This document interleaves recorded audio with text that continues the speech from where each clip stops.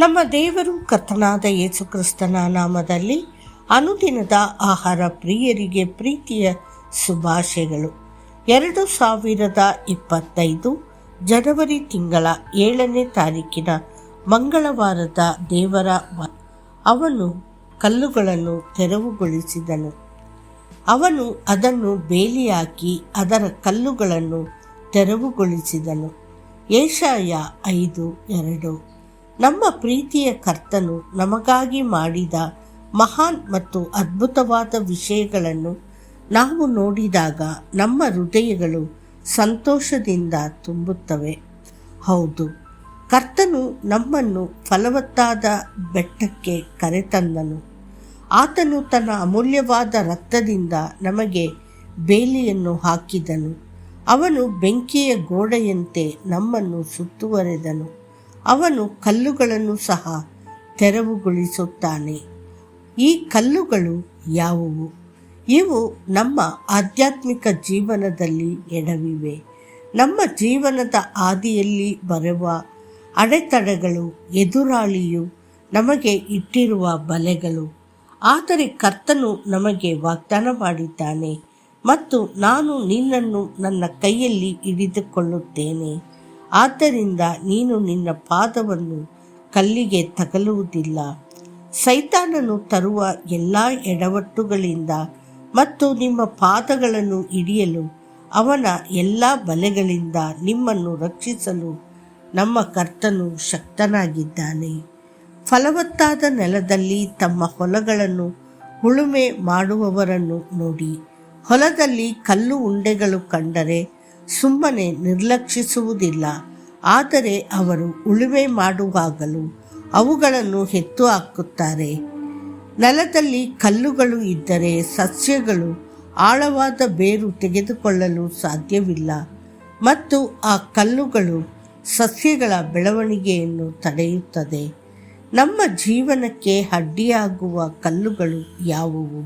ಸತ್ಯವೇದವು ಹೇಳುತ್ತದೆ, ಅವು ಈ ಪ್ರಪಂಚದ ಕಾಳಜಿಗಳು, ಸಂಪತ್ತಿನ ಮೋಸ ಮತ್ತು ಇತರ ವಸ್ತುಗಳ ಆಸೆಗಳು, ಮತ್ತು ಅದು ಫಲಪ್ರದವಾಗುವುದಿಲ್ಲ.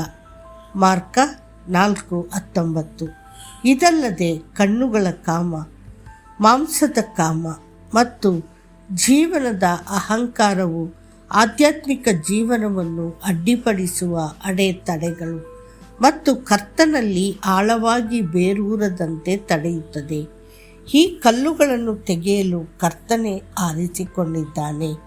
ಕೆಲವು ಜನರು ತಮ್ಮ ಜೀವನದಲ್ಲಿ ಕಹಿ ಮತ್ತು ಅಸಮಾಧಾನದ ಕಲ್ಲುಗಳನ್ನು ಹೊಂದಿರುತ್ತಾನೆ. ಅವರು ಯಾವುದಾದರೂ ಬಗ್ಗೆಯೂ ಒಣಗುತ್ತಾರೆ. ಅವರು ಎಲ್ಲದರಲ್ಲೂ ತಪ್ಪುಗಳನ್ನು ಕಂಡುಕೊಳ್ಳುತ್ತಾರೆ ಮತ್ತು ತಮ್ಮ ಕೋಪವನ್ನು ಹೊರಹಾಕುತ್ತಾರೆ. ಇನ್ನು ಕೆಲವರ ಜೀವನದಲ್ಲಿ ಕೋಪದ ಕಲ್ಲುಗಳಿರುತ್ತವೆ. ಅವರು ವಿನಾಕಾರಣ ಕೋಪಗೊಳ್ಳುತ್ತಾರೆ ಮತ್ತು ತಮ್ಮ ಮನಸ್ಸಿನ ಶಾಂತಿಯನ್ನು ಕಳೆದುಕೊಳ್ಳುತ್ತಾರೆ. ಲೌಕಿಕ ಸಂಪತ್ತು, ಲೌಕಿಕ ಮೋಹ, ಲೌಕಿಕ ಸ್ನೇಹ, ಸುಳ್ಳು, ಕಳ್ಳತನ, ಗಾಸಿಪ್, ವ್ಯರ್ಥವಾದ ವಾದಗಳು ಇತ್ಯಾದಿಗಳು ಇತರ ಜನರ ಜೀವನದಲ್ಲಿ ಕಲ್ಲುಗಳಾಗಿವೆ. ಅಂತಹ ಜನರು ಜೀವನದಲ್ಲಿ ಉನ್ನತ ಆಧ್ಯಾತ್ಮಿಕ ಅನುಭವಗಳನ್ನು ಹೊಂದಲು ಸಾಧ್ಯವಿಲ್ಲ. ಈ ಎಲ್ಲ ಕಲ್ಲುಗಳನ್ನು ನಿಮ್ಮ ಜೀವನದಿಂದ ತೆಗೆದುಹಾಕಲು ಕರ್ತನು ಬಯಸುತ್ತಾನೆ.